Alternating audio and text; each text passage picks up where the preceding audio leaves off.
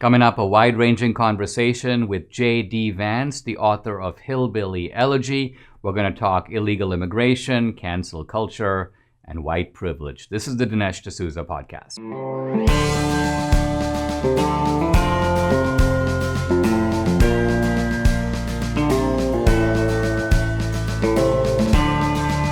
America needs this voice. The times are crazy. In a time of confusion, division, and lies, we need a brave voice of reason, understanding, and truth. This is the Dinesh D'Souza podcast.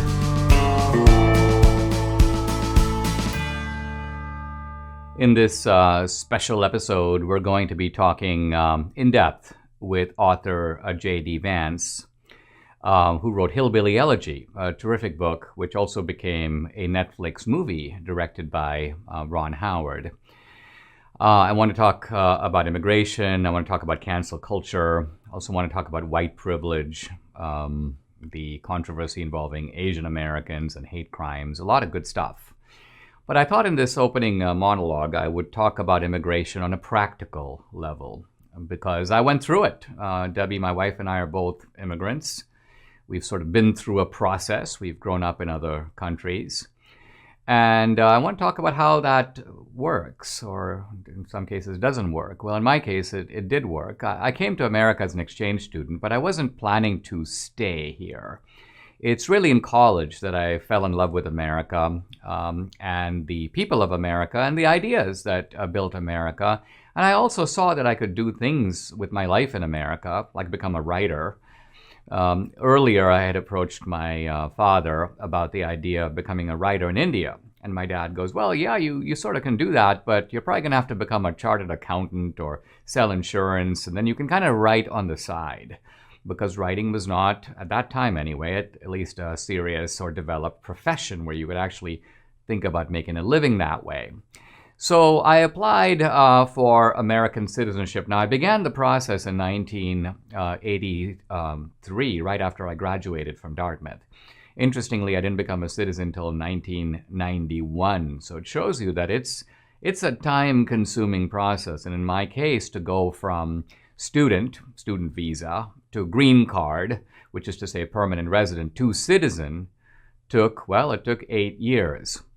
It's not only time-consuming, it costs a lot of money. I had to hire an immigration attorney and go through an elaborate process. It cost me, if I remember at that time, $2,000 or $3,000, but it was a great deal of money for me, which I didn't really have. I had to earn it in order to spend it.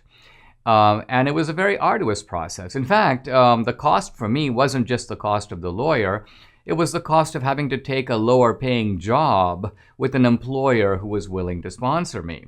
So I applied for a job that at that time paid something like $18,000 a year. Seems preposterously low now, I guess. But my employers, when they realized that I needed them to sponsor me, that they had to go through a process, they're like, okay, well, we'll pay you $14,000 or $14,500.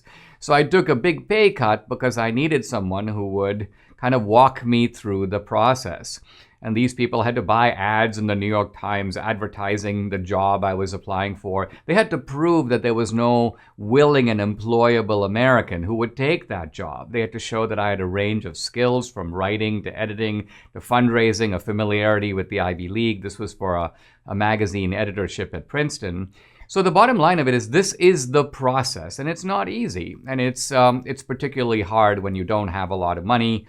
And you're always at the risk that your time will run out and you'll be basically sent back to your home country.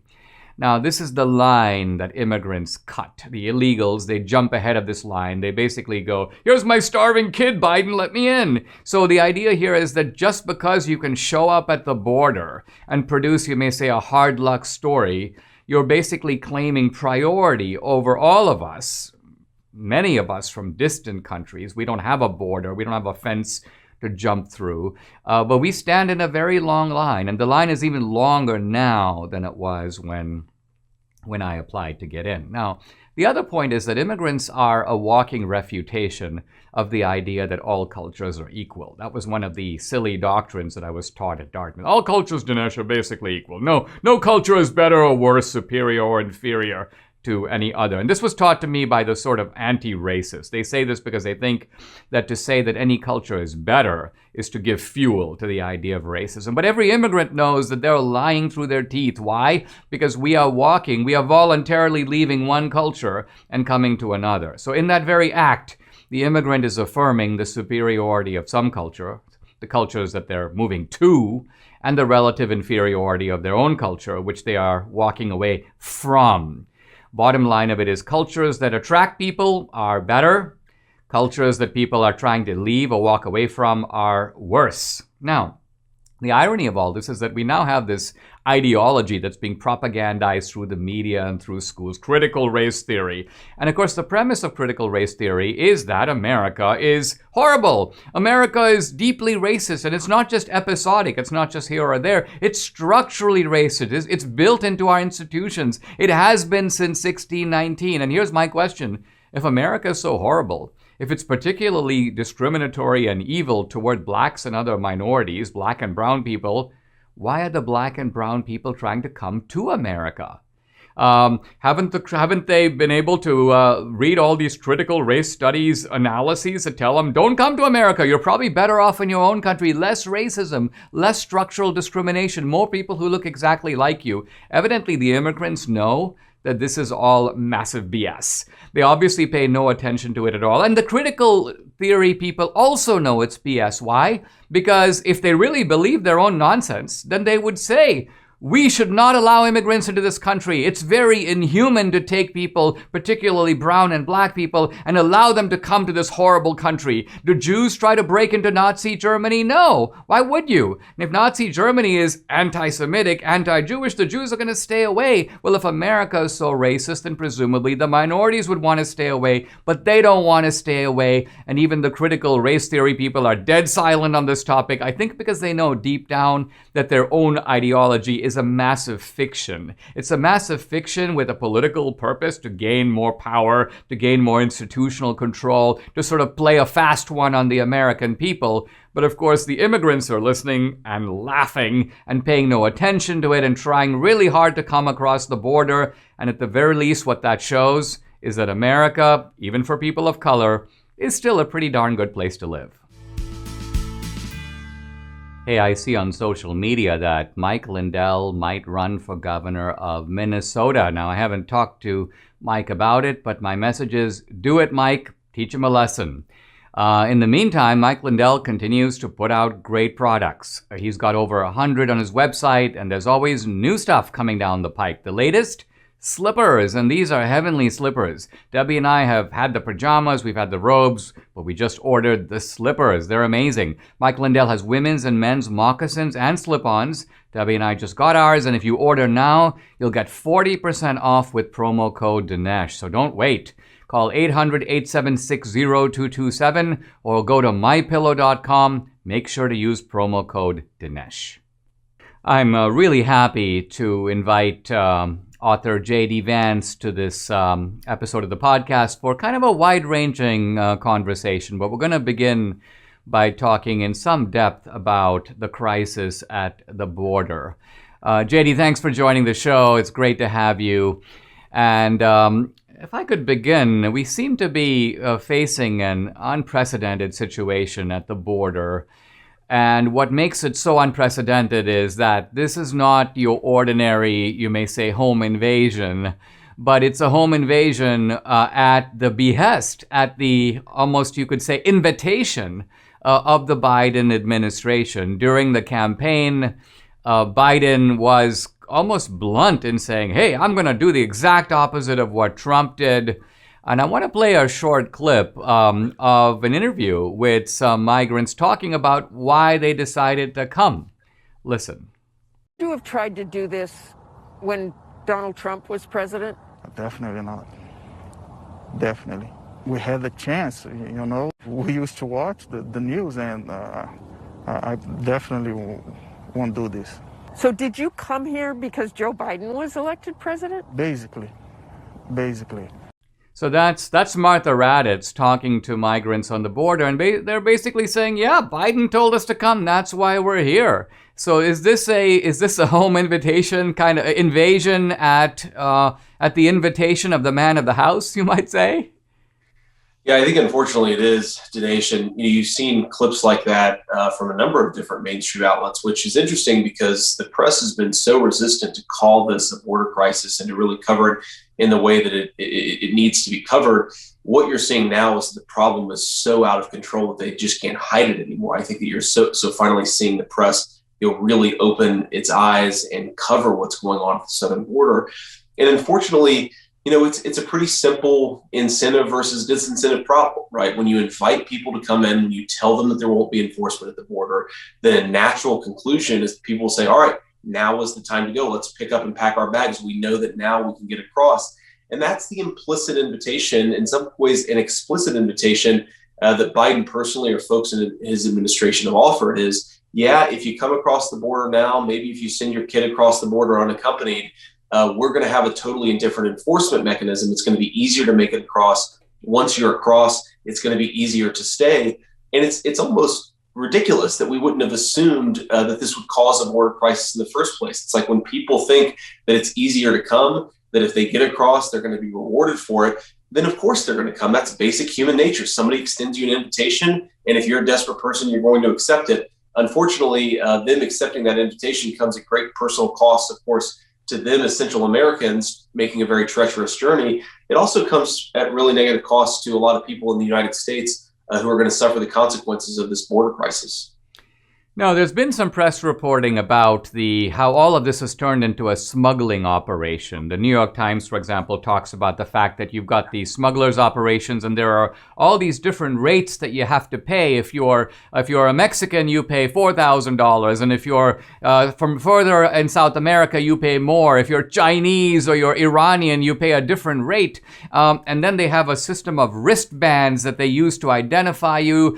So what's going on is essentially, it seems like Biden has licensed a massive criminal operation. And then if you go further back and you follow these caravans, now this reporting has been mainly in conservative media, but a caravan of thousands of people can't move hundreds of miles on its own. No one's even going to get the idea to do that. So there has to be a kind of elaborate network of medical facilities. Somebody's giving you maps. Somebody's giving you phone cards so you can call home. So there's an international left that is working in conjunction with the American left to move all these people toward the border. And it seems to be an operation that is, in some senses, quite deliberate. This is not a spontaneous response to famine, but rather it is an organized operation to sort of breach the fence of the United States, a fence that apparently was holding up pretty well under Trump, but now all bets are off. Yeah, it's a very interesting way to put it. They've licensed this massive criminal organization. And to your point, it really is a massive organization. You need logistic support. You need a lot of intelligence to move that large number of people. You obviously need to feed them. You need to provide them water. And doing that over a long and treacherous journey when you have so many people, it really is a sophisticated criminal operation. And unfortunately, if you ask yourself who's been empowered by this, it really is, you have these incredibly large, complex Mexican and other gangs who are dealing drugs, they're doing human smuggling, they're doing sex trafficking, and all of them have become empowered by this. You've given them a massive new line of business by creating this incentive for people to come illegally across the border. So these organizations, of course, already were very powerful before the current border crisis, but now they have thousands of new customers. They're able to earn millions and tens of millions of new dollars. And of course, that will have negative consequences for both the people that they're transporting and the people who are going to have more criminal gangs and more drugs in their community here on our side of the border in America. Now, this is often justified in terms of humanitarian motives. Even under Trump, there was a lot of imagery of kids in cages. So you get the idea that the people, at least on this side of the fence, who are encouraging this are motivated by the most noble sentiments of the world. But isn't it a fact that if these immigrants did not provide A, cheap labor, and B, potential votes for the Democrats, that the very same people who are saying, let them come, would be running down to the border to erect a wall taller than any that Donald Trump could have imagined to keep the... In other words, what I'm getting at is, while the rhetoric is humanitarian, isn't it true that this is a very cynical, self-interested operation being mounted by people in America for their own benefit? Yeah, that's exactly right. I think it's always important to ask who benefits from what's going on and who really suffers from what's going on. We know who suffers. It's American citizens. It's the Central Americans who are being trafficked across the border. It's the children who are being used sometimes as sex slaves for Mexican drug cartels. We know who suffers from this. Of course, it's people in my community who are going to have more meth, more heroin into their communities, more overdose deaths because of it. It's pretty clear who suffers from it, who benefits from it. Well, we just talked about these massive Mexican drug cartels and criminal gangs who benefit. Who also benefits, of course, is massive American multinational corporations. They're kind of American, they're kind of multinational, but one of the things that unifies them as a philosophy is they love cheap labor. And if you look at our immigration policy, if you look at who's supporting our immigration policy, who's donating to the political candidates that enact that policy, it's very often big corporations who don't care about their own country. They just want cheap labor. They want cheap labor because it benefits their share price. They want cheap labor because it makes their lavish lifestyle much cheaper to actually live. And again, it's kind of deranged that in the name of compassion, we've allowed this incredible crisis that's harming little people, that's harming working people on both sides of the border, and it's benefiting these massive criminal gangs and massive corporations. It's really sick if you think about what's going on. We're coming right back with J.D. Vance to talk more about why the corporations, which used to lean Republican, now like the Democrats because they love cheap labor. Do you think our nation's economy is going to be insulated from Biden's massive tax increases? Think again. There's only one way to protect your savings. Do what over 10,000 other smart investors have and convert a portion of your retirement accounts into gold and silver with Birch Gold. When inflation hits, and it will, gold and silver are your safe haven. That's who I trust, Birch Gold, and you can too. You can convert your IRA or eligible 401k into an IRA backed by gold and silver through April 30th on qualifying purchases when you buy physical gold or silver or open a precious metals IRA with Birch Gold. They will send you a free home safe. Text Dinesh to 484848 for your free information kit on Precious Metals IRA or to speak with a Birch Gold representative today. With 10,000 customers, they have an A+ rating with the Better Business Bureau, countless 5-star reviews, and they can help you too. Text Dinesh to 484848 for your free safe with qualifying purchase. Back with author J.D. Vance, and we're talking a little in depth about the immigration issue. Now, recently, Nancy Pelosi made a very interesting statement about how the illegals and the dreamers are sort of the true embodiments of the American dream. Listen. This legislation is protecting dreamers and TPS and DED recipients, honors the truth that immigrants are the constant reinvigoration of our country. When they come here with their hopes and dreams and aspirations, these parents bringing their children, their hopes and dreams and aspirations for a better future for their children. That courage, that determination, those aspirations are American traits, and they all make America more American with all of that. Indeed, they are true and legitimate heirs, these dreamers are, of our founders. E pluribus unum from many one. We talk about that all the time. Now, when Nancy Pelosi uses this rhetoric, and you can imagine, JD, it resonates with me because, of course, I came to America for this American dream. I was, in a sense, dreaming the dream before I even got here. But she's not referring to me. She's referring to a different type of immigrant. And so that's the sort of, that's the underlying message that is not part of what she's saying. I want to talk about a very eye-opening op-ed that you just wrote. This was in Newsweek about illegal immigration, and you started it by talking about you and your wife, who I believe is Indian American by background. But anyway, you were talking about the two of you were at what you call a Master of the Universe event, an event with all these social elites and business elites. Tell us a little bit about this event and what you heard there that caused your ears and your wife's ears to perk up. Sure. Well, as you know, Dinesh, these events are pretty common. We call them cocktail parties, they're dinners, they're resort functions where everybody goes to the same fancy hotel and really sort of celebrate how in control and how wealthy they are in our entire society. It's a pretty fascinating dynamic. But at this one in particular, this was in 2018, I believe. I was seated next to my wife, of course, and also to a large hotel multinational CEO. And he was talking about how he had to raise wages because of Donald Trump's immigration policies. And I was sort of like, oh, that's an interesting comment. Let's talk a little bit more about that. He said, look, in the past, if I needed more laborers in my hotel, then I could just go to the illegal immigrant population. There were always people coming in. I could always continue to fill the labor pool with those people. But now that we don't have those people to replace and to fill our hotel labor force, now I just have to actually recruit Americans to do those jobs, and I have to pay them more money. And it occurred to me, first of all, there were two really sort of fundamental insights that I had about this moment. The first is this guy was really frustrated.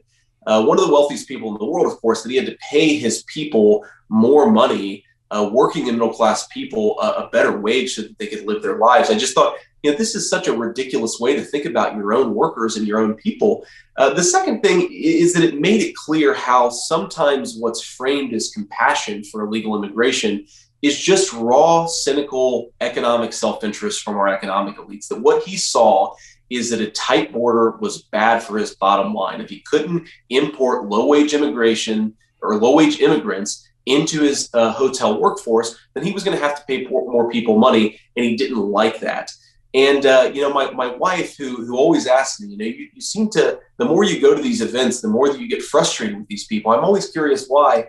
And she sat at that dinner with me and sort of listened to this, with her jaw on the floor, and then afterwards said, "Yeah, I can understand why you don't like these people very much." Well, it's such a contrast. It flashes my mind back to Henry Ford. When Henry Ford was first making the automobile, he realized very few of my workers could afford an automobile. So he said, you know what? If I'm going to create a mass market automobile for America, I got to pay these guys more. I got to pay them more, and I got to make a cheaper car, because the combination of me paying better wages and making a cheaper car is going to allow my type of worker to go buy my type of car. And in the end, so that's an enlightened concept of self-interest, whereas it appears that the dude you're talking about is sort of the bad CEO, because this guy, first of all, cares nothing about him. He cares nothing about being in America, having all the opportunities America provides. He's perfectly willing to screw over his fellow American if he can get an elite. So he's willing to break the law, and he's also willing to undercut American wages, all because he wants to be, as you say, even richer than he already is. Yeah, that's a really smart point. And one of the things that Peter Thiel, the great investor and social commentator, said is that in the 1950s, you could make a really good argument that what was good for GM is good for America. It's not totally true that in the 2020s, what's good for Google is good for America, because so many of our business class, they've divorced their sense of economic self-interest from the broader community and the broader nation state. Right, like you said, this enlightened sense of self-interest that recognized that Henry Ford is going to get a lot wealthier if his workers are doing well, if his nation is doing well. You have a lot of these modern business elites who don't see any difference between their own country and China, who don't really care about their own communities in the same way, who don't care about their workers in the same way. And I unfortunately think that we're getting to a point where so many of these multinationals care more about other people, care more about people outside of their own borders, care more about foreign governments that don't share our values as Americans, that we're in a really dangerous period where we can't always, as conservatives, count on the business interests of folks anymore. I think, by the way, this is a big reason why our corporations have become so woke, is because if they were invested in their own workers, invested in their own communities, if they cared more about the American nation, then they would recognize that going off in this hyper woke anti-American direction would be bad for their bottom line. But if they're increasingly more invested in foreign labor and increasingly more invested in foreign governments, that starts to really break the chain between the nation state on the one hand and the businesses that help build the nation on the other hand. Now, are we seeing a movement away from this idea that we belong to a country? I say this because nationalism, the idea that we love our country, is not a phenomenon that goes back thousands of years. It's a phenomenon that goes back hundreds of years. When suddenly people began to feel, I'm an Italian, I'm a Frenchman, I'm an American, and they saw a commonality among your fellow citizens. I think even today it's true that if Americans see each other on the Champs-Élysées or in some place in Korea, they immediately recognize each other. So they've got habits and mores in common. But it could also be that, at least as far as these CEOs are concerned, that they are now identifying more with their racial identity. I have white privilege. As you say, they're woke. They're into all that. But you ask them about, the American flag, the American anthem, the kind of insignia of American membership, and it doesn't seem to resonate with them. Or at least they're perfectly willing to have their employees spurn the flag or take a knee for the anthem. They're against the country, even though they're in favor of all these other forms of identity, which apparently have come to center stage. Yeah, I really hope that we're not going down that pathway, because I think it's a very dangerous place for us to go. And I think one of the lessons of the past few hundred years of history is that this, multi-ethnic sense of American nationhood that we've had, it really works for us. You mentioned I'm married to an Indian immigrant. We've always felt like this country belongs to us and like we belong to the country. That's a very important and a very unifying thing. But when you start to organize your identity around other things, then it can be a little bit more precarious. I think a healthy way to organize your identity is around a common faith, a common religion. But when you start to organize your identity around your racial or ethnic heritage or other things, then it can lead to a dark and dangerous place. And I think increasingly our corporations are actually encouraging us to divide ourselves by racial lines, by ethnic lines. I think it maybe makes them a little bit more powerful, because if we're divided against each other, they have a little bit more say in our society. But I think it's really bad for a sense of common American nationhood in the society that we have in the 21st century.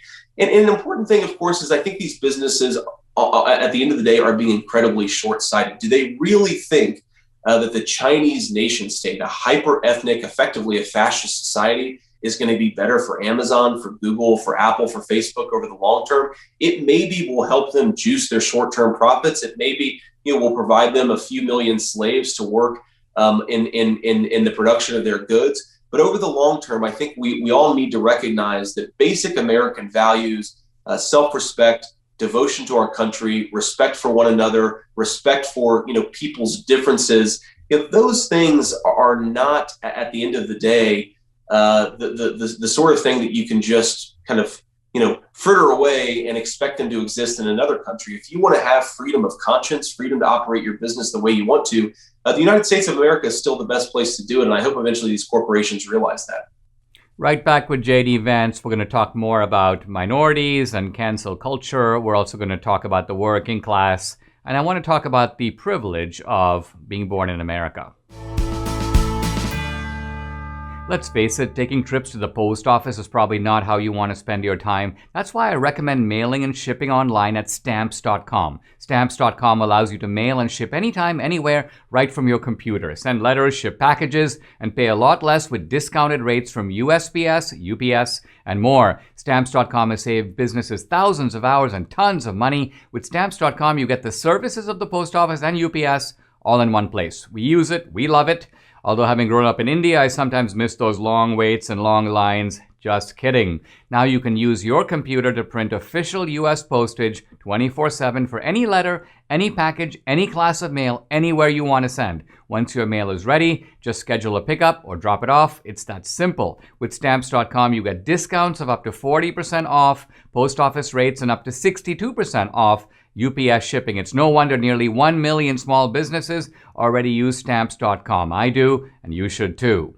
Stop wasting time going to the post office. Go to Stamps.com instead. There's no risk. And with my promo code Dinesh, you get a special offer that includes a 4-week trial plus free postage and a digital scale. No long-term commitments or contracts. Just go to Stamps.com, click on the microphone at the top of the homepage and type in Dinesh. That's Stamps.com, promo code Dinesh. Stamps.com. Never go to the post office again.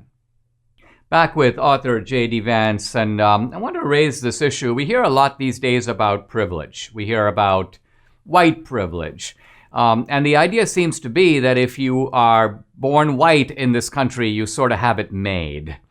And on the other hand, if you are non-white, sort of too bad for you. You're a victim of this structural oppression. Now, in reality, we see in America all kinds of people who start out at the bottom and make their way up the ladder, you might say. Now, the interesting thing is that there are certain groups in America I've noticed that do really, really well. The Jews have done extremely well in America. The Mormons do extremely well. Of course, there are white Episcopalians who've done really well. There's a book that Joel Kotkin wrote many years ago called Tribes, in which he talked about sort of the successful tribes in America. But if he were writing this book today, you'd have to add the Nigerians and West Indians, the Asian Indians. The Asian Indians, I believe, have the highest earning of any ethnic group in America. So we seem to be a successful tribe that your wife belongs to and I belong to. Now, all of this would seem to undercut the idea of white privilege. And of course, in your work, you've written about how you've got all these hillbillies. You've got working class whites. You've got guys who are born in Ohio and in Appalachia. And if you talk to them about privilege, they would have to laugh out loud because they have many of the difficulties, dysfunctionalities, addictions, cultural problems that people, sociologists have associated with Black and Latino communities. So can you talk for a moment about the issue of privilege? And then I think it'd be good for us to zoom into our own lives to see what privilege, if any, that you have and I have that enabled us, both of us starting kind of from the bottom of life, to actually be able to rise and even penetrate the elite precincts of American life. Where is this privilege? Yeah, I think this concept of white privilege is ultimately very dangerous. And let me illustrate this with a couple of points. So I was actually just on the phone earlier this morning with a friend of mine who's Black. And I said something just sort of, innocuously. I said, it's one of these things where you just have a lot of fatherlessness in my community, meaning, poor whites in the neighborhood that I grew up in, there just weren't a whole lot of dads around. That's obviously a big privilege in life, is having a father in the home, of course. And this Black man said, I've never heard anybody said that. I said, what do you mean you've never heard anybody said that? He said, when I hear about fatherlessness, it's always meant to describe the Black community and the Black family. And it kind of hit me that constantly talking about the privileges that whites have, it means that we think about Black people in a certain way that sometimes Black people don't like as always disadvantaged, as never, possessing agency or self-control in their communities. It also means that we ignore families like mine who have had real struggles in this society, of course, have persevered, but still haven't been given everything to us on a silver platter. I don't think anybody would say that about our family. And constantly talking about white privilege, I think, ignores the real complicated nature of each individual American story.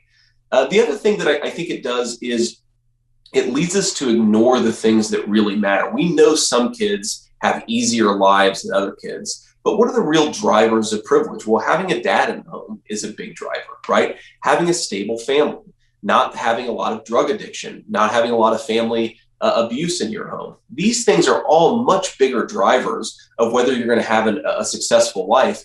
And if we're trying to give every kid an equal chance in this society, which is, I think, one of our important goals as conservatives, then we should be focusing on the things that really matter, not on the things that don't matter. At the end of the day, the color of your skin matters much, much less than whether you had a father in the home. So let's focus on the things that matter. Back with author J.D. Vance in a moment. We're going to talk more in depth about this idea of privilege.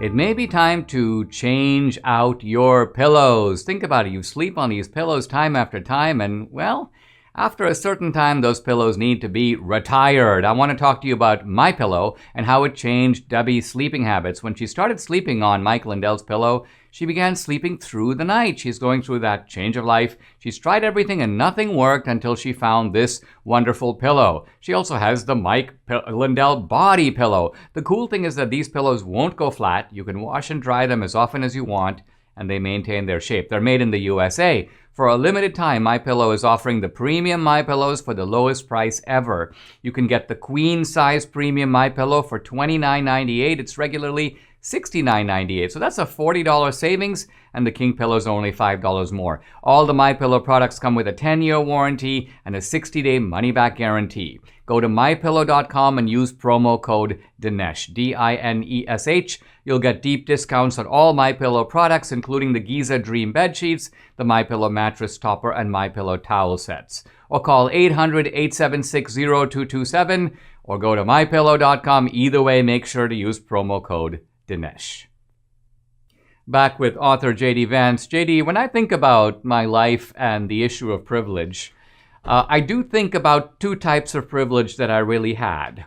The first was that I had a loving family. And not only a loving family, but a family that through my dad cultivated in me a certain ambition. My dad would say things like, look at that guy, he's coming out first in class and you're coming out, somewhere around 6th or 7th. He goes, do you realize how much harder that guy works than you do? And I'd be like, well, Dad, I put in an hour a day after school. And he goes, yeah, but that guy puts in 4 hours a day. And then one day my dad handed me a book and he goes, son, you should read this book. And I remember looking at it, and it was Jean-Paul Sartre's The Stranger.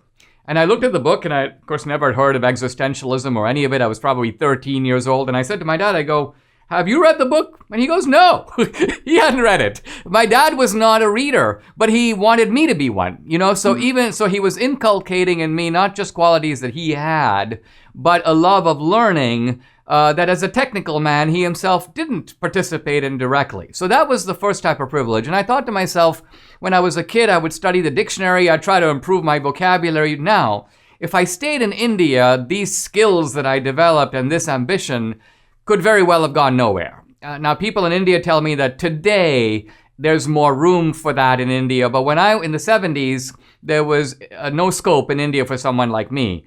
So my point is, by being transplanted into America, land of opportunity, I suddenly find that these qualities that were cultivated far away in the outskirts of Mumbai, suddenly become qualities that can be converted into success.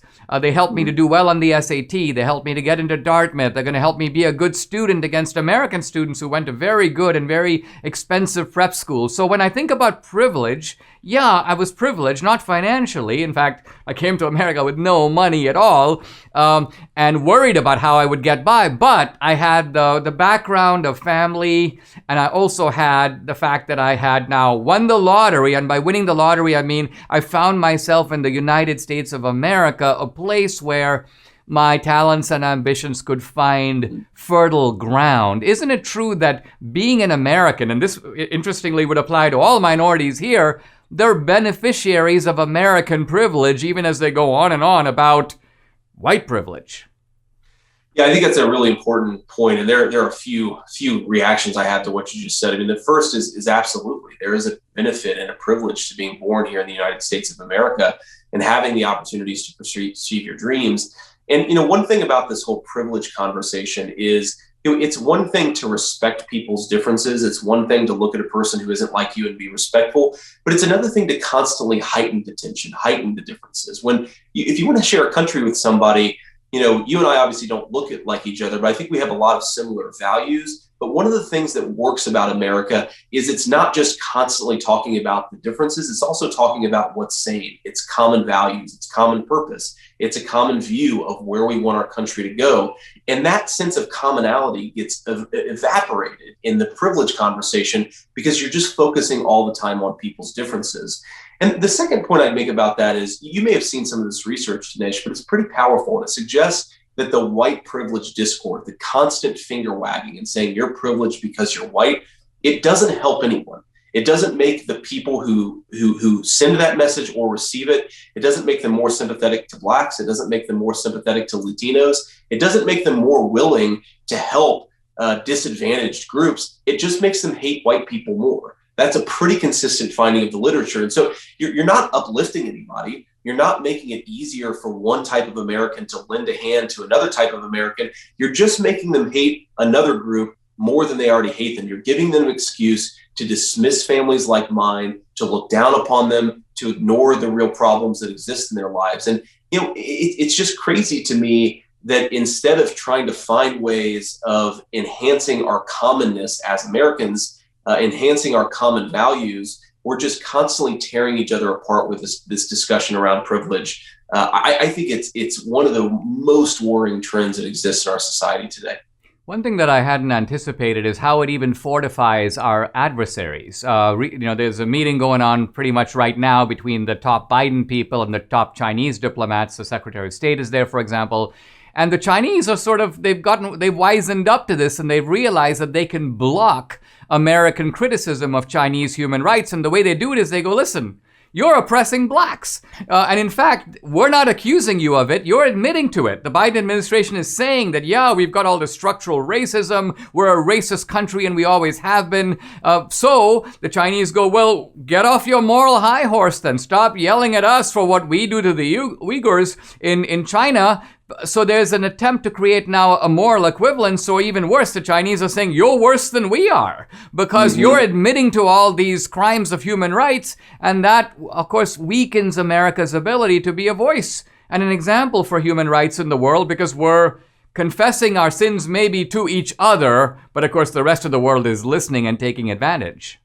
Yep. No, it weakens our moral position on the world stage. It also weakens some of the institutions that make us a great country to begin with. Dinesh, I served in the Marine Corps. I was enlisted from 2003 to 2007. One of the most powerful things about the Marine Corps is it took Americans from all walks of life and made us feel like we were on the same team. Our drill instructors, our leaders would always say, there isn't a black Marine, a white Marine.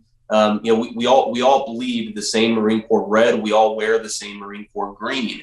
And that sense of an institution that can do something together, that has a common purpose and a common vision, those things require solidarity. You have to believe like you come from the same country and that country is worth protecting. If you're constantly, again, enhancing these group differences and constantly tearing down America's moral legitimacy, you're weakening the institutions that protect this country and keep us going. When we come back with J.D. Vance, we're going to talk a little bit more about identity politics and patriotism. Do you ever feel the urge to push back against the leftist media narrative of the cops being your enemy? If you support our American law enforcement, I want to share with you a special way, a very stylish new way, to show that you have the back of the police. eGuard Watch's CEO Elon is an unapologetic supporter of police and is taking a very strong stance against this defund the police movement. He's designed a commemorative police watch that is beautiful. I noticed all kinds of special details like the engraving and quote on the back. Elon shared with me that in consulting with officers on the watch design, they asked for an image of St. Michael on the piece. eGuard Watches gives away 15% of all sales from this model to police charities. If you haven't seen Elon's Speak Truth short films on this topic, it's a must watch, and you can currently find it on the eGuard website. Remember to apply this podcast unique promo code Dinesh to your police watch order so you can save over $30 at the checkout. Visit eGuardWatches.com, EGARD watches.com, to make your order. It's time we support companies that stand up for what we believe in, and eGuard is a company I'm proud to recommend. We've been talking about assimilation and patriotism and identity politics with author J.D. Vance, the author of Hillbilly Elegy. J.D., recently the press secretary, Jen Psaki, was talking about the rise of hate crimes against Asian Americans, something that concerns you. Your wife is Asian American, I'm Asian American, and she puts the blame squarely on Trump. Listen. I think there's no question that some of the damaging rhetoric that we saw during the prior administration, blaming, calling COVID, the Wuhan virus or other things, led to, perceptions of the Asian American community that are inaccurate, unfair, have raised, threatening, has elevated threats against Asian Americans, and we're seeing that around the country. So, JD, what do you make of this? I mean, to me, it's so convoluted. I mean, it's one thing if Trump had said the virus came from Chinatown, but no, he said it came from China. right? And obviously the Chinese Americans have left China. They're here. In fact, they've been here since the 1840s, building the railroads and so on. So they've fled China. The idea that somehow calling this a Chinese virus is driving anti-Asian American sentiment. Now, when I look at the Justice Department and FBI data, I actually see a very different picture. I see that there has been a rise of incidents, assaults, and so on against Asian Americans, but they're occurring by and large in places like New York City, San Francisco. They're not really occurring in sort of red America. The majority of these incidents, in fact, even numerically, are involving African Americans. So black crimes perpetrated on Asian Americans. And since there are 7 times as many whites than blacks, the rate of crimes against Asian Americans by whites much lower than by African Americans. So are we basically seeing here a kind of attempt to create a bogus narrative? And if so, what is the political purpose of it? Oh, it's 100% an effort to create a bogus narrative. And it shows just how far the media has gotten away from presenting facts. Instead, they're trying to tell a story and create a narrative where none exists. The idea, that primarily black perpetrators in New York City are listening to Trump clips from 6 months ago and going and creating anti-Asian American violence and beating up, or even worse, Asian Americans is so ridiculous, right? Nobody actually believes that. And the related and ridiculous claim is that these attacks are motivated by white supremacy, that somehow these primarily non-white perpetrators of crimes against Asian Americans are somehow absorbing white supremacy from the ether and going off and attacking Asian Americans. It's just so preposterous that I don't even think the people who say it actually believe it. It's just become a slogan that they repeat every time we have a national crisis. Well, it must be white supremacy because that's sort of the excuse that they blame for everything. I think the goal here ultimately is to continue to fit everything into that particular box, that the only thing the left is really comfortable with is the idea that white supremacy is the root of all of America's evils. And of course, I don't like white supremacy, but the idea that it causes everything is sort of ridiculous, especially in 2020, but the left just can't get away from it. And so they see this new problem. It's clearly not caused by white supremacy, but they're going to say it is anyways because they don't have any other thing to go on. Well, it seems to me like the problem that you have is that the Asian Americans as a group don't seem to behave in a manner that fits the left's narrative. If you look at schools, for example, Asian Americans are doing better than whites. Now, if this was a country ruled by white supremacy, that would not happen. So clearly, the very success of the Asians, not just, by the way, in the academic sector, but in the economic sector, undercuts the white supremacy narrative. I notice in places like Lowell High School, where they've gotten away from merit admissions, and they're now switching to kind of a lottery system. Lowell High School in San Francisco was 75% minority. The group that was most overrepresented was not whites. Whites were like 25%. The Asian Americans were overrepresented. So the real point here, the real target, it seems to me, is merit itself. And that Asian Americans are a problem because they deliver on merit. I mean, and the reason that they're successful is not because they're discriminating against anybody, but because they're outperforming everybody. So this would seem to point to a solution in a very different direction from the left, because it suggests that what the things that Asian American families are doing, things like making your kids just do a lot of homework, are actually the true recipe of success. Rather than this whole idea that the way you raise African Americans up is you fight these structures of white racism. In fact, if you improved savings rates of family formation, homework habits, cultural ingredients of success, it would seem to me that is the obvious way that individuals and groups can move ahead in America. Why is the left so resistant to this obvious message? I think there's definitely something to what you just said. There is a desire to paint every problem in America as a consequence of white supremacy. But to your point, if some minority groups are able to get ahead very successfully in America, then it definitely cuts against that narrative pretty powerfully. And you see this in a lot of the rhetoric directed at Asian Americans by a lot of people on the left. They actually don't, they don't like that Asian Americans are succeeding in American society because it suggests Oh, sorry. No problem. They don't like that Asian Americans are succeeding in American society because it suggests that their entire narrative about American society is ultimately false. We'll come right back with author J.D. Vance to probe the issue of Asian success further.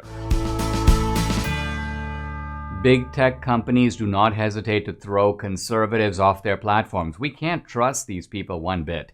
So why exactly are we choosing to give these big tech companies all of our personal data? Now is the time to take a stance. Protect your personal data from big tech with the virtual private network that I trust for my online protection, ExpressVPN. Every device, whether you're on your phone, laptop, or TV, has a unique string of numbers called an IP address. When you search for stuff, watch videos, or even click a link, big tech companies can use that IP to track all your activity and tie it back to you. When I use ExpressVPN, my connection gets rerouted through their secure, encrypted servers, so these companies cannot see my IP address at all. My internet activity becomes anonymized and my network data is encrypted. And the best part is you don't need to be tech savvy to use ExpressVPN. Just download the app on your phone or computer, tap one button, and you're protected. Protect your internet activity with the VPN I use every day. Visit expressvpn.com/Dinesh to get 3 extra months free on a 1-year package. That's expressvpn.com/Dinesh to get 3 extra months free. expressvpn.com/Dinesh. We're talking with author J.D. Vance. J.D., when you were at Yale, one of your professors and perhaps one of your mentors was Amy Chua, the renowned Yale legal scholar. I think she actually wrote a very nice blurb on your book as well. Mm-hmm. Now, Amy Chua generated a bit of controversy several years ago with her book and articles. The one in the New York Times is called Battle Hymn of the Tiger Mother. And I just want to read a couple of things because I think it's the key to why the Asian Americans as a group have been so successful. She talks about the fact that she's a tiger mom, and she goes, "Here are some of the things my daughters, Sophia and Louisa, were never allowed to do. Number 1, attend a sleepover. Number 2, have a play date. Number 3, be in a school play. Number 4, complain about not being in a school play. Number 5, watch TV or play computer games. Number 6, choose their own extracurricular activities. Number 7, get any grade less than an A. Number 8, not be the number 1 student in every subject except gym and drama.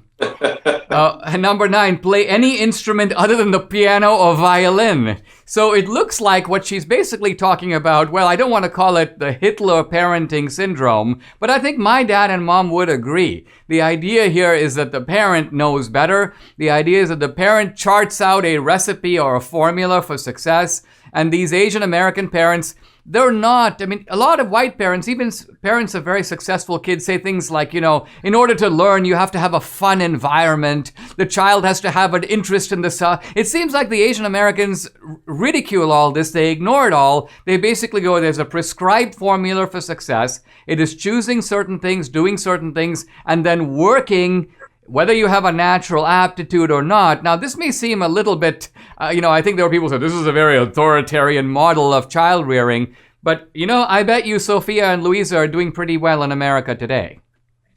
They are, yeah. I talk to Amy regularly, and both her daughters are doing quite well. And when I hear that list, one of the things that crosses my mind is I sort of think of that as a classically American attitude, right? It's about hard work. It's about achievement. It's about devotion to certain subjects. And yet it's certainly the case that Asian Americans seem to have those things in spades. But what I always loved about Amy is that she always saw that as a fundamentally American thing, that she thought these were values that she had taken from her home country that were American values that fit really well in America. And she felt in some ways that the country had moved beyond her and it started to focus on, these things like having a fun learning environment instead of a productive learning environment and all these things. So, it's one of the things I always loved about Amy is that she really loves her new home country. And she feels indebted to it. And she feels like the values that made America great in the first place are things that should be, perpetuated and should endure instead of crapped upon and criticized by the country's new elites. I mean, the irony is that we're using somewhat loosely the term Asian American values. I mean, I'm sure that if Debbie's right here, my producer and my wife, she would tell you these are Venezuelan values. That the Venezuelans who come to America have the same ethic. They realize that they have to work hard. And if you come to America and you used to be an engineer in Venezuela, you may have to drive a cab in America for a couple of years, save some money. But then what you do is you try to buy a small business, start a restaurant. Do what you know how to do. So this can-do spirit, and I think you're quite right. You see it in Tocqueville's description of America. The only question is, what has happened to it in America? Now, when you describe in Hillbilly Elegy, you talk about dysfunctional families. You talk about pathologies. You talk about people who take on debt for no good reason, and they do stupid stuff that they know is going to hold them behind. And the question you raise is sort of not only why did they do it, but how do you get out of it? How do you break these patterns? Talk a little bit about how you think we got to these dysfunctional communities and what might be the way out of it. I think a big part of it is that our leadership stopped trying to practice what they preach and preach what they practice. When my grandparents grew up in the United States of America, there were very discrete things that they were told. These are the things that you have to do to get ahead. You've got to work hard. You've got to be loyal to your family. You've got to take care of each other. Those are classic American values. And I think, unfortunately, we've gotten to ourselves in a situation where, to go back to the conversation about privilege, where our elites tend to talk about success as something that just happens. Maybe you're lucky, maybe you were born into it, but it's just this sort of thing that's bestowed on people as opposed to something that's earned. And I think, unfortunately, the message that a lot of people are getting from cultural leadership is hard work doesn't matter, achievement doesn't matter, doing well at school doesn't matter. And of course, those messages start to filter down to communities like mine, which are picking up the messages from the broader culture. I think another thing that's happened and has been really important is that you've seen the decline of the traditional family in a lot of these places. We talk about hard work, we talk about industriousness, about taking care of your family. Those are values that are incubated in an American family, right? Those are things that come in some ways from seeing mom and dad behave a certain way. Well, if you don't have moms or dads in the homes in the same way, and I think that's happened for complex economic and cultural reasons, then it starts to have this pathologizing effect on the broad culture. It's one thing to talk about hard work and American values. It's another thing to have a dad in the home who goes to work every day, who's committed to their craft and committed to their family. That's something that a lot of American kids are missing these days. And unless we start to recreate, I think, and rebuild that traditional American family, I think, unfortunately, a lot of American values are going to continue to fall by the wayside.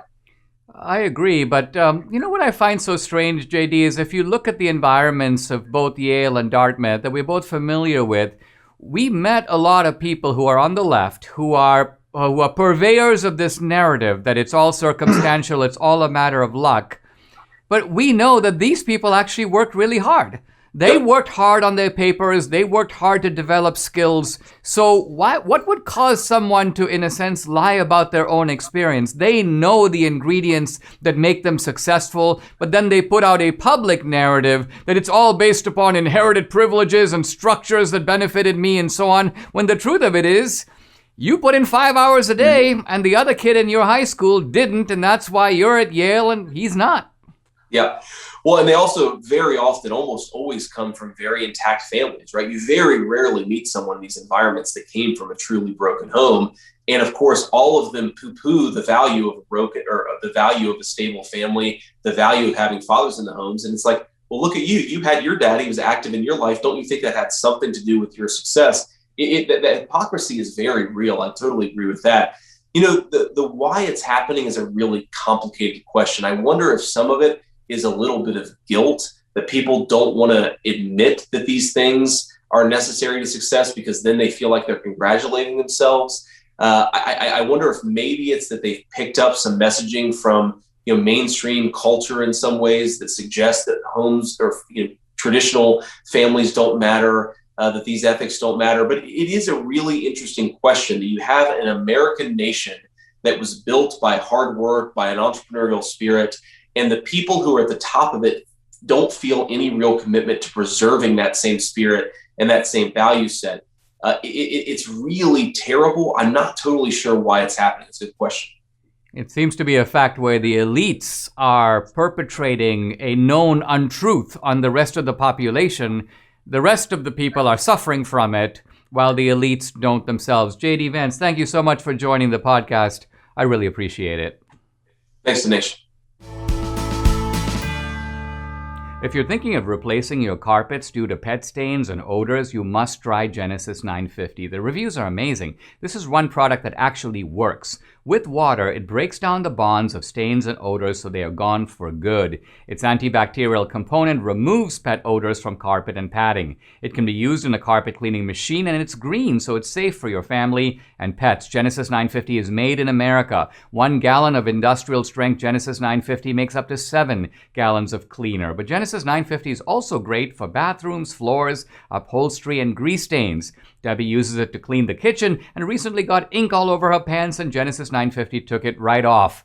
Genesis 950 has great customer service. Order 1 gallon direct at genesis950.com to receive a free spray bottle, free shipping, and a $10 coupon code using the code Dinesh. That's genesis950.com. Coupon only available for 1 gallon purchase. Genesis 950. It's much cheaper than replacing your carpets.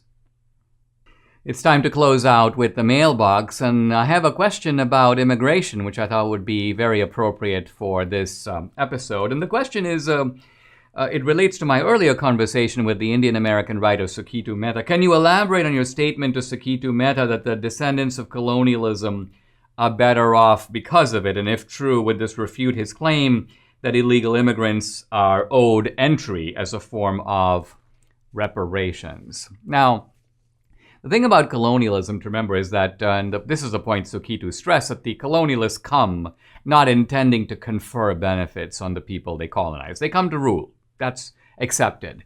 But the point is, in the process of ruling, they have to put into place a lot of things. The Romans did, the British did, that did benefit not only the people that were living there, but their descendants. So that after colonialism ends, after Roman rule is over, British rule is over, the Indians can now take over, not just the infrastructure that the British left there, but also the ideas of separation of powers, checks and balances, human dignity, courts of law. I mean, you have Indian courts today where you have brown-skinned guys in white wigs issuing verdicts. They decided to continue doing a lot of things the British started, even after the British were long gone. I'm reminded in this context of the funny episode in the Monty Python movie, where you've got the sort of the rebel who's organizing campaign against the Roman rule, and he goes, stands up in front of the crowd and he shouts, "What have the Romans ever done for us?" There's a long silence, and then one guy goes, "Roads." And the guy goes, "Roads, yes, roads, that's true. Well, apart from roads, what have the Romans ever done for us?" Another guy shouts out, "Aqueducts." The guy, "Well, aqueducts, well, I guess so, yeah. Well, apart from roads and aqueducts, what have the Romans ever done for us?" Someone shouts, "Education." Education, well, yeah, I had one myself. "Apart from roads and aqueducts and education, what have the Romans ever done for us?" One guy shouts, "Laws." Laws, well, yeah, I suppose that's right. "Well, apart from roads and aqueducts and education and laws, what have the Romans ever done for us?" And so it goes on. "Ports.